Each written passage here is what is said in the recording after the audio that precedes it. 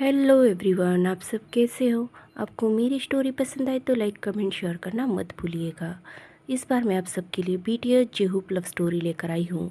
पसंद आए तो मेरे चैनल को ज़रूर सब्सक्राइब कीजिएगा। तो चलो स्टोरी स्टार्ट करते हैं। हम देखते हैं एक सुनसान सड़क पर गाड़ियों का काफ़िला काफ़ी तेज़ी से आगे बढ़ रहा होता है। थोड़ी ही देर में वो गाड़ियाँ एक बड़ी सी बिल्डिंग के सामने आकर रुकती है और उसमें उस गाड़ियों में से एक लड़का, बहुत ही हैंडसम, इतना खूब हैंडसम कि कोई भी उसे देखकर बस देखता रह जाए, वो बाहर निकलता है और सामने वाले इंसान की तरफ देखते हुए कहता है, कैसे हो, बहुत दिनों बाद हम मिल रहे हैं। ऐसे कहकर वो उस इंसान के तरफ गन पॉइंट करता है। सामने वाला इंसान डरते हुए कहता है, तुमने मुझे कैसे ढूंढा। कहते, तुम्हें ढूंढना तुम्हें लगता है मेरे लिए नामुमकिन होगा। ऐसे कहकर वो स्माइल करता है और उस लड़की की तरफ देखता है। वो लड़का थोड़ा सा डर जाता है और कहता है, सॉरी, मैं तुम्हें सच में हर्ट नहीं करना चाहता था। वो कहता है, तुमने हर्ट नहीं किया है, तुमने मेरा भरोसा, मेरा विश्वास, मेरी डिग्निटी को छुआ है, तो तुम्हें ज़िंदा रहने का हक नहीं। ऐसे कहकर वो उस लड़के के पैर पे गोली मार देता है। तो वो लड़का डर से चिल्लाता है, तभी पीछे से एक और चिल्लाने की आवाज़ आती है। वो हैंडसम लड़का पीछे पलट कर देखता है तो रोड पे एक लड़की चीख कर बेहोश पड़ी हुई होती है। वो कहता है, हाँ, फिर से एक रायता। ऐसे कहकर वो उस लड़की के पास जाता है। वो देखता है कि लड़की का चेहरा ढका हुआ है। वो थोड़े अपने हाथों को आगे बढ़ाकर लड़की के फेस से उसके बालों को हटाते हुए कहता है, ब्यूटीफुल, सो ब्यूटीफुल। ऐसे कहकर वो अपने गार्ड की तरफ देखकर कहता है, इसका किस्सा ख़त्म करो। ऐसे कहकर वो उस लड़की को गोद में उठाता है और अपनी कार में डालकर उसे एक होटल में लेकर जाता है।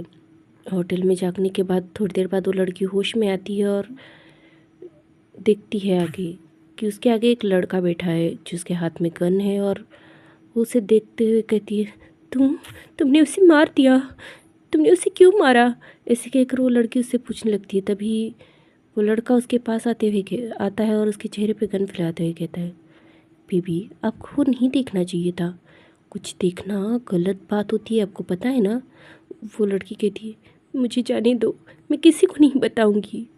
वो लड़का कहता है, मुझे पता है तुम किसी को नहीं बताओगी, हाँ, पर तुम्हें जाने कैसे दूँ। ऐसे कहकर वो लड़की को सर से पाँव तक ऊपर तक देखने लगता है। वो लड़की डरते हुए कहती, प्लीज़ मुझे जाने दो। वो लड़का उसकी मासूमियत देखकर कहता है, ठीक है, चली जाना। ऐसे कहकर उसके सामने से हट जाता है। वो लड़की उठती है और डोर की तरफ भागी ही होती है कि तभी डोर पे उसे दो गार्ड रोकते हैं। वो लड़का उसके पीछे से आकर उसके पीछे से हक करते हुए कहता है, डॉल, अभी तो जाने दे रहा हूँ, पर बहुत जल्द मिलेंगे। ऐसा कहकर वो लड़का उसे छोड़ देता है और अपने गार्ड को इशारा करते हुए कहता है, मैडम को सुरक्षित उनके घर पहुँचा दो। ऐसे कहकर वो जाकर बेड पर बैठ जाता है। उसके गार्ड नोट करते हैं, उस लड़की को कहते हैं, मैम, इस तरफ। वो लड़की डरते हुए कहती है, कोई ज़रूरत नहीं है, मैं खुद चली जाऊंगी। तभी वो लड़का कहता है, मिस, जाने से पहले अपना नाम बताइएगा, और हाँ, डोंट वरी, आपको मेरे गार्ड सुरक्षित अपने घर पहुंचा देंगे। ऐसे कहकर वो उसकी तरफ देखकर हंस रहा होता है। वो लड़की कहती, मेरा नाम जान के तुम क्या करोगे, मैं जानना चाहती हूँ ऐसे। तभी वो लड़का हंसते हुए कहता है, चॉइस इज़ योर्स, तुम जा सकती हो मिस। ऐसे कहकर वो उसकी तरफ देखता है। वो लड़की भी वहाँ से भाग जाती है और बाहर आकर एक डीप ब्रीथ लेते हुए कहती है, कितना खतरनाक है, गॉड, फिर से मुझे इससे कभी मत मिलवाना। ऐसे कहकर वो लड़की निकलती है। तभी वो गार्ड आगे आते हुए कहते हैं, मैम प्लीज़, आप हमारे साथ आइए, वरना हमें बॉस छोड़ेंगे नहीं। वो ना चाहते हुए भी उन गार्ड के साथ उसकी गाड़ी में बैठकर उनके साथ चली जाती है। वो गार्ड उसे उसके घर के पास ही छोड़ देते हैं और वो वहाँ से चले जाते हैं। वो गार्ड अपने बॉस के पास आकर कहते हैं, बॉस, हमने उस लड़की को वहाँ छोड़ दिया है। तभी वो लड़का उस गार्ड को थप्पड़ मारते हुए कहता है, उससे अपनी यंग लेडी कहो। ऐसे कहकर वो उसकी तरफ देखता है। तभी वो कहते, हाँ हाँ हाँ बॉस, हमने यंग लेडी को छोड़ दिया है। तभी वो कहता है, हाँ तो मेरी यंग लेडी कहाँ रहती है? ऑर्फनेज में। क्यों बेबी, क्या आपका कोई नहीं है? ऐसे कहकर वो अपने हाथ में खड़ी रखी हुई फाइल को देखते हुए कहता है, इंटरेस्टिंग। ऐसे कहकर वो उस फाइल को देख रहा होता है, जो फाइल उसे थोड़ी देर पहले उसके असिस्टेंट ने ला कर दी। तभी उसका असिस्टेंट आके हुए कहता है, बॉस वो मुझे नहीं लगता मैडम किसी को बताएंगी। तभी वो लड़का कहता है, मुझे पता है वो किसी को नहीं बताएगी, वो खुद ही इतनी डरी हुई है तो किसी और को क्या बताएगी। बट अब मुझे वो पसंद आई है और वो मेरी है। वो अपने दो खास गार्ड की तरफ देखते हुए कहता है, अपनी यंग लेडी का ख्याल रखना, उन्हें कोई परेशान ना कर पाए। ऐसे कहकर वो स्माइल पास करता है। वो गार्ड भी नोट करते हैं और वहाँ से निकल जाते हैं। जेहूप अपने प्राइवेट घर पे आता है और अपनी विला में जाते हुए कहता है, खूबसूरत, और उस फाइल को खोलकर उस पर नाम पढ़ता है, ईशा। ईशा, बहुत खूबसूरत नाम है ईशा। ऐसे कहकर वो उस फाइल के अंदर की फ़ोटो निकालकर उसे अपने सीने से लगाते हुए कहता है, मेरी ईशा, हम दोनों का नाम कितना अच्छा लगेगा ना साथ में, ईशा और जेहूप। बहुत अच्छा लगेगा। ऐसा कहकर वो हंस रहा होता है और उस फ़ोटो को सीने से लगाकर सो जाता है। नेक्स्ट मॉर्निंग जेहूप उठकर अपने ऑफिस के लिए निकल जाता है और वो गार्ड से पूछकर ईशा के बारे में पता करवाता है। तभी उसके गार्ड बताते हैं कि कोई फैमिली आई थी और मिस ईशा को लेकर गई। उन्होंने बताया कि वो मिस ईशा की मॉम की फ्रेंड है। ऐसे कहकर वो सब बताता है। वो लड़का कहता है, ठीक है, फ़िलहाल उन लोगों को पता करो जिन्होंने उस लड़के को मेरे कंपनी में भेजा था और जिसने मेरे साथ मेरे विश्वास को तोड़ा।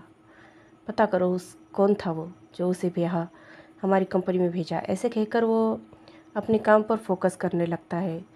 थोड़ी ही देर बाद उसकी मॉम का कॉल आता है उससे और उसकी मॉम एक्साइटेड होते हुए कहती है, बेबी तुम कहाँ हो? वो लड़का फ़ोन उठाते हुए कहता है, मॉम क्या बात है, आप बड़ी खुश लग रहे हो। वो कहती है, हाँ खुशी की तो बात है, एक काम कर, खरा तेरे लिए बहुत अच्छा सरप्राइज़ है। वो लड़का अपनी चेयर पर लीन होते हुए कहता है, मॉम मेरी अभी मीटिंग है। उसकी मॉम कहती है, अरे फाड़ में गई तेरी मीटिंग। मैंने कहा तो खरा, हमेशा अपनी जिद क्यों करता रहता है, मुझे तुझे कुछ दिखाना है। ऐसे कहकर उसकी मॉम खुश होती है। वो लड़का अपनी मॉम को इतना खुश देखकर कहता है, ओके फाइन, मैं आ रहा हूँ। ऐसा कहकर वो अपना कोट उठाता है और अपनी मॉम से बातें करते करते ऑफिस से बाहर आकर अपने सेक्रेटरी से कहता है, आज की सारी मीटिंग कैंसिल कर दो, मुझे मॉम ने बुलाया है। ऐसे कहकर वो वहाँ से निकल जाता है। उसका सेक्रेटरी नोट कर कर वो सारी मीटिंग कैंसिल कर देता है और अपने बॉस के लिए कार का डोर खोलकर उससे बाय कहता है। वो लड़का थोड़ी ही देर में घर आता है और तभी उसकी माम चहकते हुए उसे कहती है, हॉबी तू कैसा है मेरे बच्चा, तू कल रात को कहाँ था? हॉबी बताता है कि वो उसके खुद के घर पे था। तभी उसकी मॉम कहती, हाँ तुम्हारी मॉम डैड ने इतना बड़ा विला है, हमारे साथ रहने के वजह पता नहीं तुझे अकेले क्यों रहना होता है। एनीवेज आ, मैं तुझे किसी से मिलवाती हूँ। जेहूप उनकी तरफ मुँह बनाते हुए कहता है, मॉम डोंट डू दिस, कि आप मुझे शादी के लिए फोर्स कर रहे हो, मैं किसी भी ब्लाइंड डेट वाली लड़की से नहीं मिलने वाला हूँ। तभी उसकी मॉम कहती है, अरे नहीं, मैं तेरे लिए लिटिल सिस्टर लाई हूँ। ये सुनकर जेहूप शॉकिंगली अपनी मॉम की तरफ देखते हुए कहता है, मॉम। तभी उसकी मॉम कहती है, मिल तो ले। ऐसे कहकर वो अपने हस्बैंड को आवाज़ लगाती हुई कहती है, हनी उसे बाहर लेकर आइए।